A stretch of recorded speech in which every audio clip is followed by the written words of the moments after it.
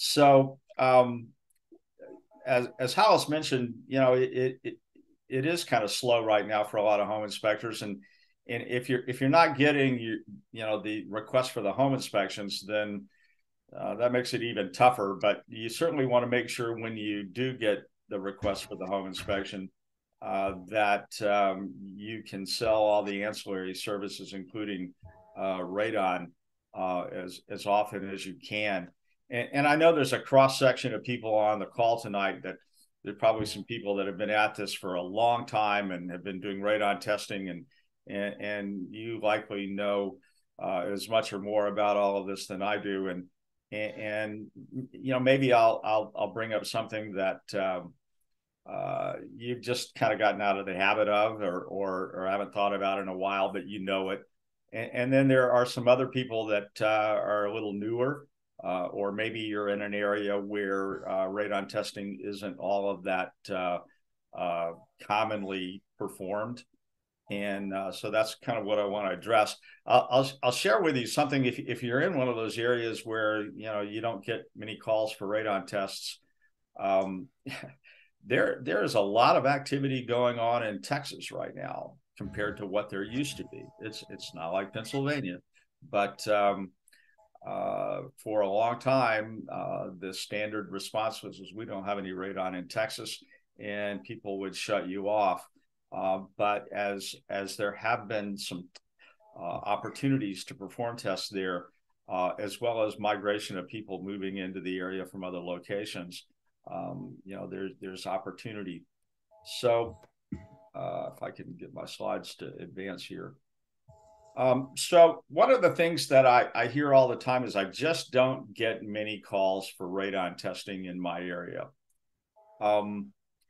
And I would suggest to you that if you're waiting for people to ask, you will probably continue to wait. Even if you're in an area where radon testing is rather common, people just don't think about it in the context of a real estate transaction. They've got so many things on their mind. If they hired you to do a home inspection, then they figure, well, you're going to be taking care of them. And if you're just waiting for them to ask about radon, my experience over the last 30 plus years is they're probably not going to ask. And they just don't know things like the health risk associated with radon is as serious as it is, that it's the leading cause of lung cancer in people who don't smoke, that it's responsible for over 20,000 Americans dying of lung cancer every year.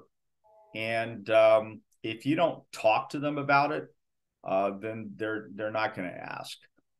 So it's a great time to explain to them that radon can occur in a home of any type of foundation.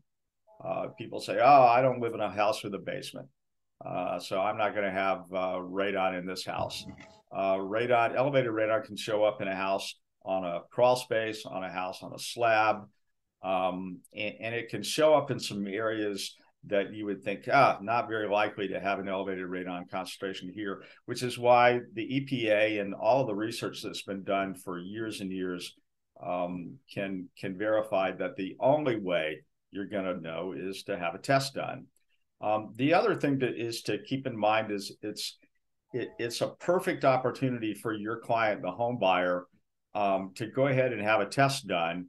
And for in the grand scheme of everything they're paying for, is really not all that much, even if you're getting a very fair price for your service, and have the mitigation, if it's called for, get paid for by the seller. So it's something that you certainly want to encourage them to do. So I would not wait for them to ask. I think you should really bring it up. So my experience tells me that treat it like it's a normal part of what you do.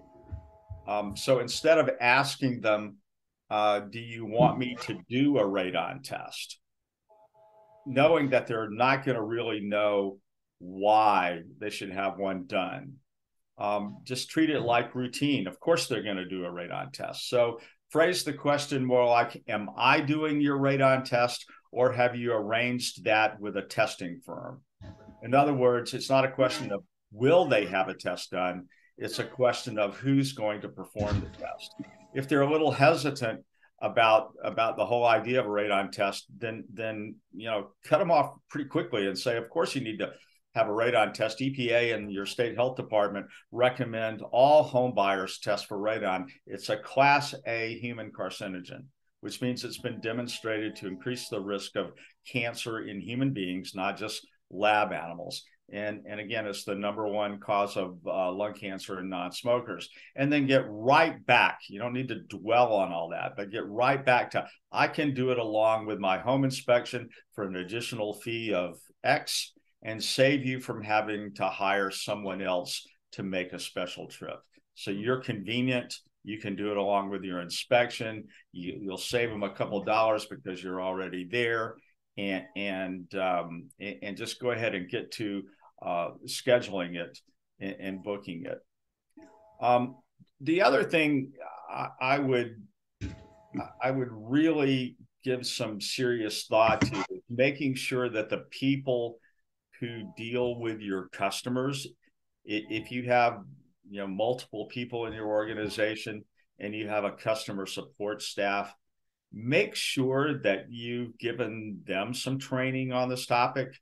I'd even say sometimes it's worth sending them to some radon training, but definitely give them some training on how to talk to clients. I remember attending a presentation at the ASHI conference last year, and I guess it was last January. And I don't know if any of you were there, but there was one session that I sat in where there were a group of large home inspection company owners who were on a panel, along with the leader of the panel, who was also an owner of a large company. And they were talking about different things that came up, particularly related to ancillary service. And they began talking about radon.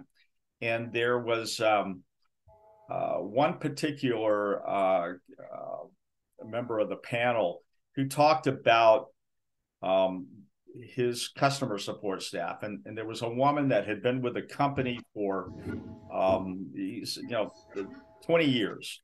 And they were actually thinking about letting her go, because as they started to evaluate how many calls she could handle and how many customers she could support, she was slower.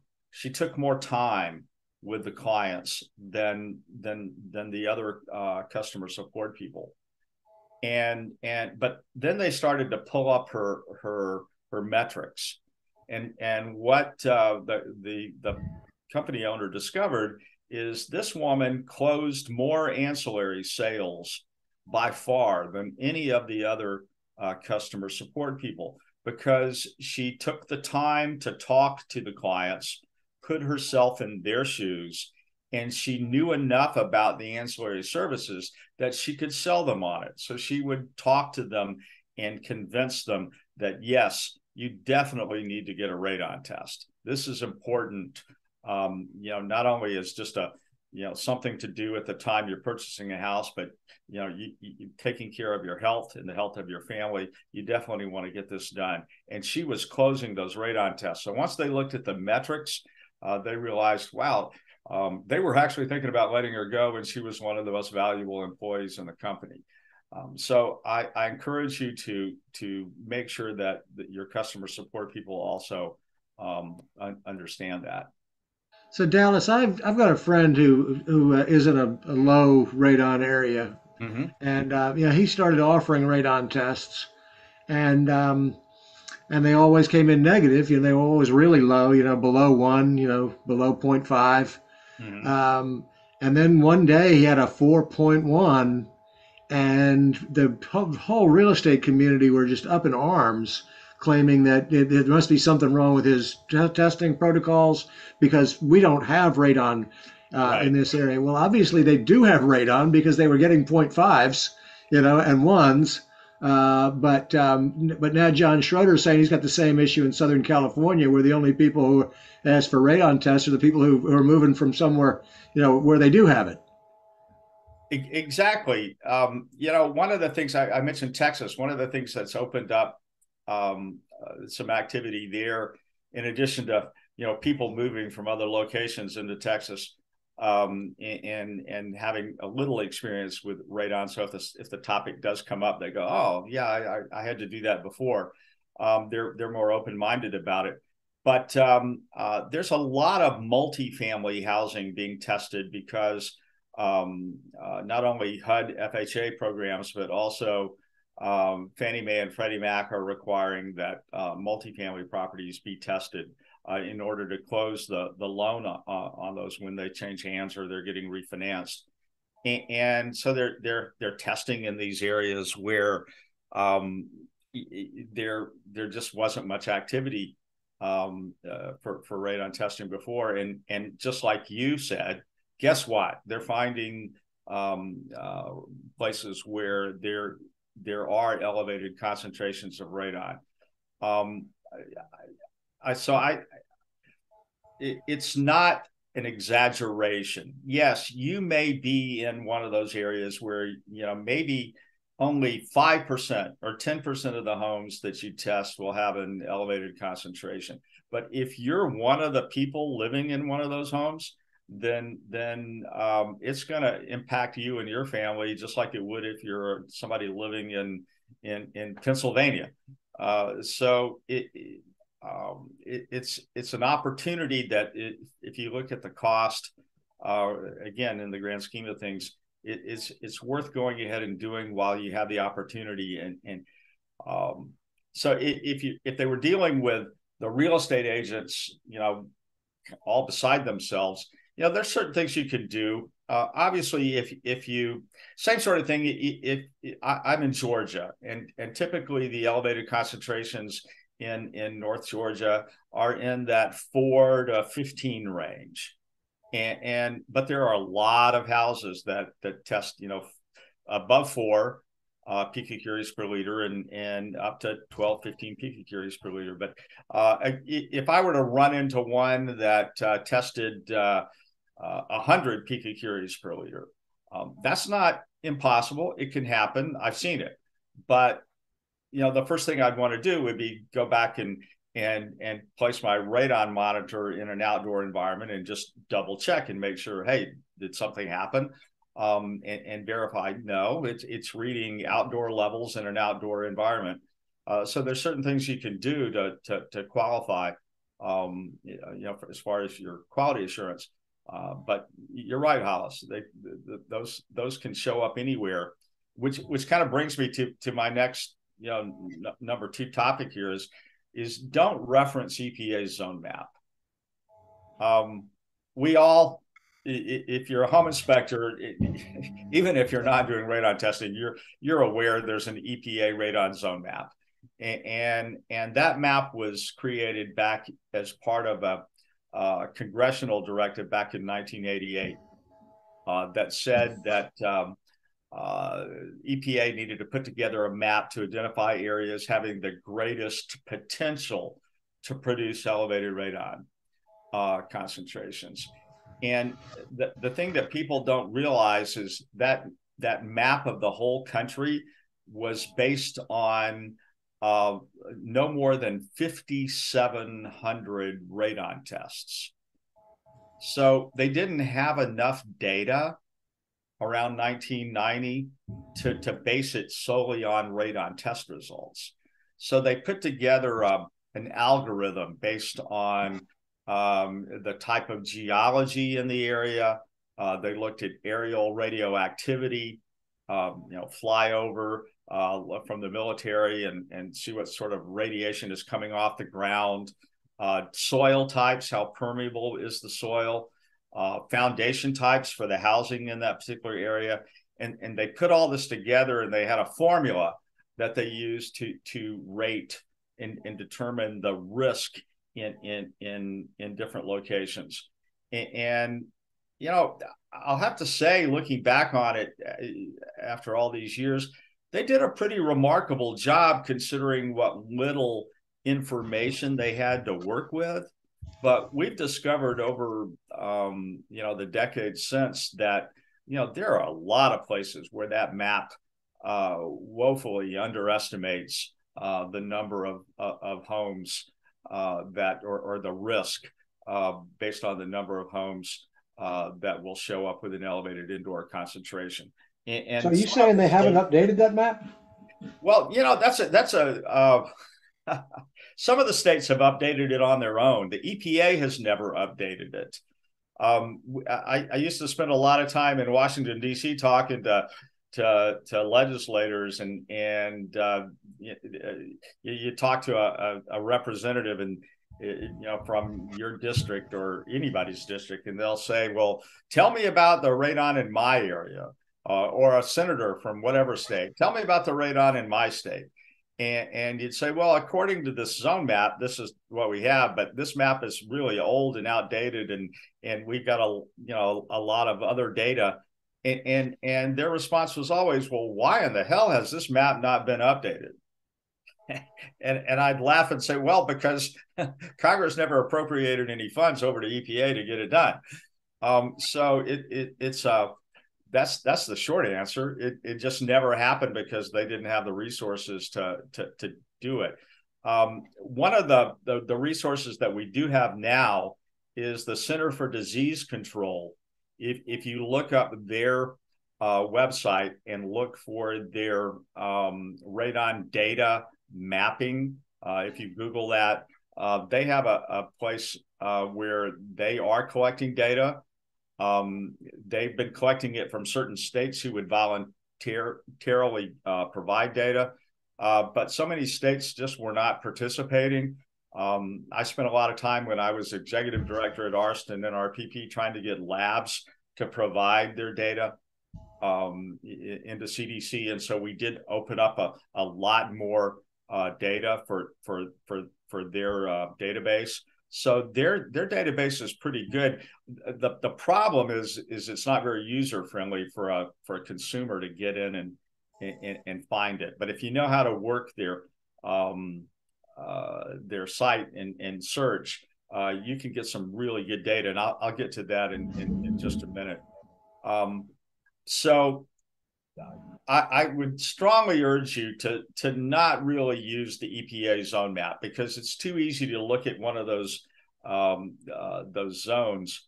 And here I'll get to the map here, and you can see you've got the red zones and the orange zones and the yellow zones, and you think, well, okay, I live in one of those yellow zones, so I don't need to worry about radon.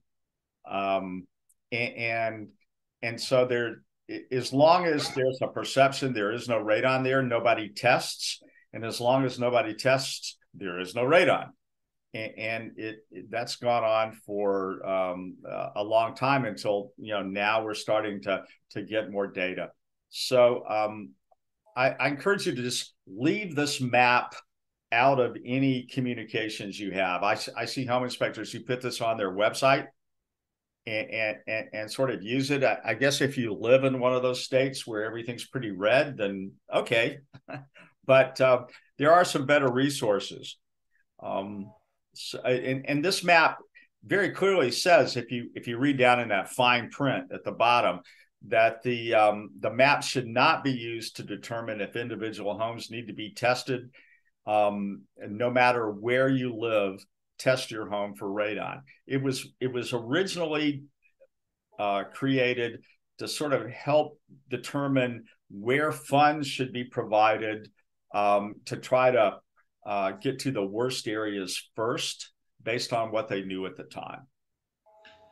So, Dallas, I'm seeing an interesting question here. Uh-huh. And as I try to interpret this, I think that what Todd's getting at is this idea that in his inspection reporting methodology, he rates things, he rates defects on a scale, probably like hazardous, Mhm. acceptable, unacceptable, dangerous, could be deferred or whatever. Different inspectors use different scales. Mhm. And he's wondering where, what kind of language would you use in a discussion with a client about when you and what's the language that you use? Are you saying that radon is hazardous? Is yeah? What help us out here? Well, it perceptions are interesting. Um, your clients are probably sensitive to the word mold, right? They get concerned about mold, and if you have a respiratory issue, your children or you have asthma, and you're sensitive to these sorts of things, then you certainly don't want to be in an environment where you've got mold. But mold doesn't particularly kill anybody. It's uncomfortable. It can cause illness. It can cause discomfort. But radon actually kills people. The problem that has been in communicating the risk is that it's not like carbon monoxide that's going to kill you in your sleep overnight. It takes a while for the lung cancer to develop. But if you've ever been with anyone who is suffering from lung cancer, it's an ugly way to die. And so people who have there's so much cancer of all types out there these days that people are starting to get more sensitive to what can I do to avoid cancer. And radon induced lung cancer is entirely preventable, but it takes a test to first of all know that you've got enough of a concentration indoors where you're spending time of concern, and if you do, take measures to reduce your exposure. If you can do that, then you can at least cross that off as a risk that you're dealing with all the time. I could show you, and I don't have them in my presentation here, but if you want to, I'll give you my contact information. If you want to compare it with other types of things that cause deaths, accidents, and other things, then there are charts that can you can put that into comparison, and you can see that the concern is real, and it ranks pretty high. Well, there's a pretty simple version of that in that home buyers and sellers guide, right? Yes, yes, there is. Yeah, EPA's been putting that out for a while. Yeah. So if you got a house with basement dampness and you hire somebody to come in and put a French drain and sump pump system in it, do you recommend that they install a radon system at that time? Well, yeah, because a lot of the things that the traditional waterproofers have done, may deal with water drainage, but make the house more susceptible to radon entry. So if the guys who have, or the companies that have learned to think about both things together, then they can treat the water and the radon together without having to sacrifice one or the other. I did. I left the radon biz for a while after about 2008, and did a lot of home performance type training. And one of the things we talk about in home performance is the house is a system, and I don't think anybody knows that any better than a home inspector. You can't just look at one thing and then another thing and another thing in the house and think they have nothing to do with each other. They all have the potential to impact other systems in the house. And so if you're not thinking about soil gas entry when you're doing, say, for example, basement waterproofing, then you may solve the water problem, but you could make the soil gas entry even worse. So, what do you So think of these consumer grade continuous monitors? I'll get to that. That's a great question. I'm glad you asked. I'll get to that. Thanks. Okay. So let me get through it, and I'll bring that up. So instead of looking at the EPA map, if you go to ARST, ars.org, and look in their resources, or Google ARST state radon report cards. ARST took the time to put together and create a report card for every state, and they're basing the report card on the CDC database, which is much, much, much greater than anything EPA had back in the 90s. They have millions of radon tests from all over the country, and so every state has a report card. So I live in Georgia, so I pulled up Georgia, but there's one for Maryland and Pennsylvania and Virginia, wherever, or out in the heartland. I saw we've got people here from all over. So look up your state, and you'll see there's a pie chart that explains, based on all the test results they have, at least in their database, the percentage of tests that were at or above 4 picocuries per liter, the radon action level, the ones that are between 2 and 4. And don't forget, EPA says that if your test results are between 2 and 4, you should consider mitigation. It's not like if you're below 4, you're safe. Any radiation exposure increases your risk. And if you're in that 2 to 4 range, then it's something to really consider. And getting to the home radon monitors, if you do a 2-day test for a client, and you did everything by the book, and you used good quality equipment, and you've got a very valid test result, you still only tested for 2 to 3 days. And radon concentrations can vary from season to season. And so it's, being able to look at it for a longer period of time is of value. So if you're in that 2 to 4 range, then it's not really a good idea to just assume, oh, I can forget about radon now because my test result was under 4. But I hear that from people all the time. Oh, I tested my house when I bought it and it was 2.6. I'm fine. I don't need to worry about it anymore. Well, when did they test it? It was 2 days in September, or 2 days in April, or whatever it was. If they don't ever look at it again, they really have no reason other than wishful thinking or ignorance to believe that they're safe from exposure. So at any rate, if you've got things you want to put on your website and help inform your clients, then I would recommend the report cards far more than I would the zone map. And if your state has something specific to the state that is being kept updated from their state database, then by all means use that. It's just a lot of states don't have those resources. So how does the U.S. Action level of 4, how does that compare to other parts of the world? That's a great question. Thanks for asking.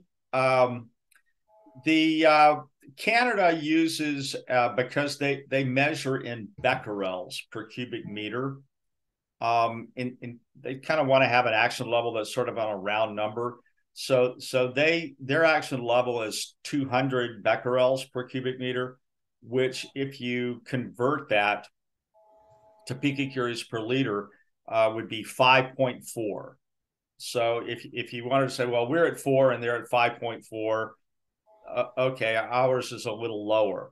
But then there are other places that have adopted the WHO action level recommendation, which is actually 100 becquerels per cubic meter, which would equate to 2.7. So some of it has to do with housing type in a particular country, and what they think they can get to. When the 4 picocurie per liter action level was developed, it wasn't because scientists thought, oh, well, anything below that is safe.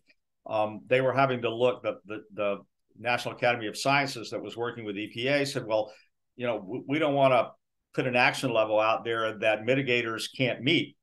So they wanted to make sure that the mitigation technology at the time could consistently reduce the levels to below 4. I think mitigators these days can tell you they can do that quite consistently and frequently, consistently get them, less than 3 or even 2. So it's not considered a safe level. So here you can see a few other facts that you could put on your website. If you're interested, some people like some of them better than others. I'm not suggesting you use all of them or any of them, but it's the kind of thing that you may want to think about when you're trying to make sure that your clients are informed, and that's part of your role, obviously, as a home inspector, to make sure that you're an advocate for your home buying client, and make sure that they understand risks and they're addressing them based on your expertise and advice. CDC and some research out there has also pointed to the fact that while it's not conclusive, they're still continuing to study it, but the risk of radon exposure to children could potentially be a greater concern because children have smaller lung capacity and a little higher breathing rate. So it's always something to mention. And then, as I said before, indoor radon levels fluctuate throughout the day and night, from week to week, month to month. And so real-time constant monitoring is even better. And obviously you can't do that in a real estate transaction as part of your home inspection, but don't forget you can have an opportunity to help your clients with that as well. Number 3 here is include a warning statement. And you can go to the EPA website. And when I was there, I not the EPA website, the ARST website. When I was at ARST and NRPP, I made sure we put this warning statement up. This is basically the warning statement that's part of the Illinois Radon Awareness Act. They have a similar act in Minnesota.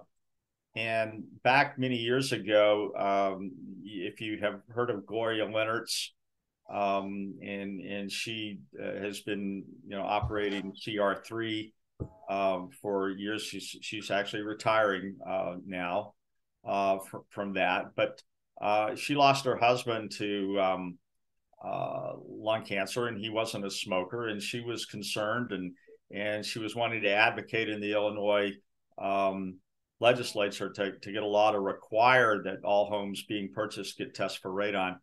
And so she called me and we discussed that back in the mid 2000, around 2007, 2008. And I told her that'd probably be a tough order, but we put something together, and she brought it up with her representative, and he came back to her and said, yeah, that's to make a requirement is going to be tough. So she came back to me and said, well, do you have any ideas? So, we sketched this together and said, what about a strong warning statement that has to be provided to the home buyer, and there has to be a signature. And it clearly explains the risk. Because it's so easy for a real estate agent or someone to blow it off as, we don't have any radon around here, or that's not really a problem anyway, or whatever they want to tell them in order to get the sale completed. So having this on, a document or even part of your inspection agreement could make a difference. And then actually have a place for them to initial that, they've reviewed, they've read it, and they choose to have a radon test as part of their home inspection for an additional fee of whatever you want to charge them, or not to have a radon test performed and assume all liability and consequences for the decision. There's something about having the initial by that that has people think about it again and go, wow, maybe this is more serious than I think, and I should go ahead and have it done. So I would look at it like you're doing your client a service. You're giving them good information. They can choose not to have it, but make sure that they have read and acknowledged that, okay, I understand it, and I'm choosing it based on an informed decision rather than something that they hear from whoever, which could very well be the agent that is interested in just closing the deal as quickly as possible. All right, so Dallas, we're going to want to wrap up in about 5 minutes. Is that All good? right, so let me get her fast. Thank you. Warning statement, part of your agreement. I know this works because they had great success in Illinois and Minnesota. This particular chart shows that they had that they have about 55% of the real estate transactions in Illinois include a radon test. That went up just tremendously after they implemented this. They had and of course mitigations go up if testing goes up, so you can see the growth there. In 2008, when this passed, is when we were in as you all know, if you were in business then, a terrible housing slump, economic situation. So to have that kind of growth then, it's pretty phenomenal. They had the same sort of success in Minnesota when they passed it there a few years later. And then finally, I would say just keep a radon monitor with you all the time. If they didn't order it, from your office when they order the inspection, then they can change their mind. You may want to play them a video or give them a pamphlet or show them something, while you're inspecting the outside of the house or something. Give them something to ponder if your client is actually there, and they may change their mind. Be ready to perform the test if that's the case. And then the other thing I would urge you to do is aggressively go after the post mitigation test. If you're giving results to a client and the results are elevated, then they're going to have the seller mitigate. Who better than you to come back and do that post mitigation test? But they're not going to set that up and have you come back and do it if you don't plant that seed from the very get-go. You need to do that as soon as you give them that report. You're the buyer's advocate. You need to come back and make sure that system gets looked at, and you're the one who does the post mitigation test. While you're there, you can inspect the mitigation system. When I was at the NRPP, we would get complaints, and I would from homeowners who had a certified mitigator install the system, and yet they violated the standards and created an unsafe situation. But they didn't bother to look at it until after they closed, and they finally got a chance to have a moment to take a look and see what was happening, and then they complained. So if you could do that for your clients before the closing, then that's a valuable service that you could provide. I know we're running short, so I'll keep moving here real quickly. Dallas, just don't forget, we've got people reminding us they want to hear your response to the question about the consumer grade. Yeah. Okay. Well, let me get to that. So, mitigation compliance inspector is something you can do. So let me get to that. So this is our product, and I'm not necessarily just trying to sell it, but here's the thing. This particular device has a 30 count per hour per picocurie per liter detector efficiency, which is better than most professional grade monitors. And you can buy this on Amazon for $150. It will give you the current reading. It'll give you the hour, that hour reading, the day, the week, and the month, and the year. So this particular ability to be able to look at individual hourly concentrations as well as the average over a long period of time, there's nothing better than for a client to be able to look at that, particularly if you are handing out test results that fall between 2 and 4, then there's an opportunity you can even resell these kind of devices and make a commission. But these devices are good, and I'll share this with you because it's about to come out. We now have a version of this particular device that has gone through device evaluation and approval by NRPP. And it's the same hardware. We just created it as a professional device. So it's a great little inexpensive way for a client to be able to see what's going on after that 2-day test that you do. A great way to monitor what's going on after they mitigate.